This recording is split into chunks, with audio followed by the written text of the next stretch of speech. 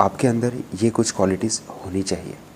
अगर ये क्वालिटीज़ है ना, तो डेफिनेटली बिलीव मी, आप उस मुकाम तक पहुंच ही जाएंगे। और ये क्वालिटीज़ नहीं है तो थोड़ा सा डिफ़िकल्ट होगा, और उस क्वालिटीज़ को आप डेवलप कर लोगे तो ईज़ी हो जाएगा आपके लिए। तो सबसे पहली क्वालिटी की अगर हम बात करें तो देखो, hard work comes naturally for those who really want to become an officer. मतलब ऐसा नहीं है कि आप बहुत थक गए हो कि नहीं अब तो नहीं हो पाएगा, नहीं करना है हमें। नेचुरली उनके अंदर ऐसा होता है कि वो बहुत हार्ड वर्किंग होते हैं। जितने भी ऑफिसर बनते हैं, राइट, वो डेफिनेटली हार्ड वर्किंग होते हैं। नो डाउट इन दैट कि काफ़ी लोग ऐसा करते हैं कि उस पोजीशन पे पहुंचने के बाद वो मेहनत करना छोड़ देते हैं, जो देश के लिए अच्छा नहीं है। बट उनको एग्ज़ाम क्लियर करना है, कंपटीशन देना है ना। और आपको पता होगा कि इंडिया में तो बहुत ज़बरदस्त कंपटीशन है ना, बिकॉज पॉपुलेशन ज़्यादा है। बहुत कॉमन सी बात है, एक सीट के लिए लाखों ही लोग अप्लाई कर रहे होते हैं, right. So hard work comes naturally means उनके अंदर से ऐसा होना चाहिए कि यस, बहुत मेहनत करनी है, पहली बात। नेक्स्ट आता है analysis what you read, think like a decision maker. ठीक है, अब आपको पता है कि जो भी क्वेश्चन पेपर डिज़ाइन किया जाता है उसके पीछे बहुत साइकोलॉजी होती है, राइट, जो हम में से काफ़ी लोग को नहीं पता होती। बट कोई भी चीज़ ऐसे ही डिज़ाइन नहीं की जाती, उसके पीछे का रीज़न होता ही है ना। तो जब आप एक डिसीजन मेकर की तरह सोचते हो, क्योंकि जो भी ऑफिसर बनने वाला है, क्लास 1 ऑफिसर बनने वाला है, definitely he has to take the decision and he subordinate has to follow that, right. तो होता क्या है कि उनको एक डिसीजन मेकर के तरीके से ही सोचना चाहिए। जब आप पढ़ रहे हो, एनालिसिस करना चाहिए जो भी आप पढ़ रहे हो, ठीक है। मान लो आपने कोई भी बैटल ऑफ पानीपत पढ़ लिया, ठीक है, आपने कोई क्वेश्चन देख लिया, तो आपको उस तरीके से सोचना चाहिए कि you are a decision maker. आप उस जगह पे होते, ठीक है, तो आप क्या निर्णय लेते, what should be your thought process in that situation. So you have to think like a decision maker. समझ में आई बात। अगर आगे बात करें हम, तो लीडरशिप, शेयर एंड टीचिंग। देखिए, एक लीडर की क्वालिटी क्या होती है, एक लीडर दूसरे को मोटिवेट करता है ना। पूरी की पूरी जंग ख़त्म हो जाती है अगर लीडर मर जाता है तो। अगर राजा चेस के गेम में अगर राजा मर जाता है तो गेम ख़त्म हो जाती है। तो एक लीडर मोटिवेट करता है, एक लीडर गाइड करता है, एक लीडर टीच करता है, एक लीडर अच्छी चीज़ों को शेयर करता है, तो उसको कहा जाता है लीडर। तो अगर आपके पास अच्छी चीज़ें हैं, if you are really a person who share that thing, then you are a natural leader. समझ में ये बात। और जो ये सोचता है कि मैं अगर बांट दूंगा और आगे वाला मुझसे आगे निकल जाएगा, जिन जिन लोगों की ऐसी सोच है, मैं आपसे रिक्वेस्ट करूंगा कि वो एसएसबी के लिए तो प्रिपेयर करे ही मत, क्योंकि एसएसबी में ये सारी क्वालिटीज़ आपकी यूँ पकड़ ली जाएगी और लोगों को पता चल जाएगा।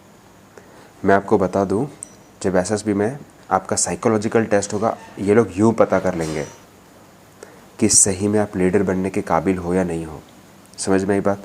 तो ये अगर आप में नहीं है, शेयर करने की क्वालिटीज़ नहीं है, धीरे धीरे डेवलप कीजिए। Over a period of time this can be develop. Army जैसा डिसिप्लिन होना चाहिए, एकदम स्ट्रिक्ट डिसिप्लिन, वो फॉलो करना अगर आप कर पाते हो, then you will be able to qualify any exam. Fifth point की अगर मैं बात करूं, तो फिल्टर रीडिंग। ठीक है, अब सब कुछ नहीं पढ़ना होता है, ठीक है। अगर आप सिलेबस देखोगे, सिलेबस बहुत बड़ा है, ठीक है। फिल्टर रीडिंग, सबसे पहले उसमें जो भी चीज़ें इंपॉर्टेंट है वो आपको पढ़नी पड़ेगी। समझ में आई बात, ठीक है। बैलेंस लाइफ लाइक अ जिम्नास्ट, इसका क्या मतलब है? इसका मतलब ये है कि माइंड एंड बॉडी दोनों ही आपको सपोर्ट में होना चाहिए, ठीक है। माइंड एंड बॉडी, यहीं पे लिख देता हूँ, ठीक है। चलिए, अब बैलेंस डाइट लेनी है, ठीक है। बहुत अधिक नहीं खाना है, बहुत कम नहीं खाना है। एक फिज़िकल एक्टिविटी में आप इन्वॉल्व होना है, बहुत ज़्यादा एक्टिविटी, फिज़िकल एक्टिविटी नहीं करनी, बहुत कम भी नहीं करनी है, ठीक है। तो आपका जो लाइफ है, आप जो जी रहे हो, वो एकदम बैलेंस फॉर्म में होना चाहिए, ठीक है। एक जिम्नास्ट देखना, जब वो जिम्नास्टिक करता है तो एकदम बैलेंस होता है। अगर वो बैलेंस मिस हो गया, he will not able to perform well, है ना। समझ में ये बात। तो जितना बैलेंसिंग लाइफ होगी, बैलेंस होगी अपनी लाइफ में, उतना अच्छा है। भगवान बुद्ध ने भी कहा था, कहीं ना कहीं बैलेंस पे बात की है। हर एक धर्म में कहा है कि बैलेंस तो होना ही चाहिए, है ना। सेवेंथ इज कॉमन सेंस, आप में कॉमन सेंस होना चाहिए। सिंपल सी बात है, अगर आप नहीं समझ पाते हो तो बहुत डिफ़िकल्ट है फिर एग्ज़ाम क्रैक करना, ठीक है। शायद अगर एग्ज़ाम क्रैक भी कर लोगे तो यहाँ पे फंसोगे, यहाँ पे। समझ में आई बात। नाउ 8th पॉइंट आता है, यू से what you mean and you mean what you से, ठीक है। जैसे मनसा वाचा कर्मणा, आप बोल कुछ और रहे हो, उसका मतलब कुछ और निकल रहा है। अगर ऐसी क्वालिटीज़ हैं, again I would say that leave this exam, because यहाँ पे फंसोगे, ठीक है। Leave this exam. आगे बात करते हैं, यानी कि मनसा वाचा कर्मणा आपका नहीं मिल रहा है ना, तो हैबिट डालिए। समझ में आई बात। चलिए, you know when to hold and you know when to leave. अब एक ऑफिसर के पास ये क्वालिटी होनी चाहिए कि कब पकड़ के रखना और कब छोड़ना, राइट। और ये इसका बेस्ट वर्जन आता है जब आप, ये मोस्ट इम्पॉर्टेंट है, अगर आपको किसी क्वेश्चन को कब पकड़ के रखना है, किसी क्वेश्चन को कब छोड़ना है, ये समझ में आ गया ना, तो बिलीव मी यही क्वालिटी वो मांगते हैं कि एक ऑफिसर में होनी चाहिए।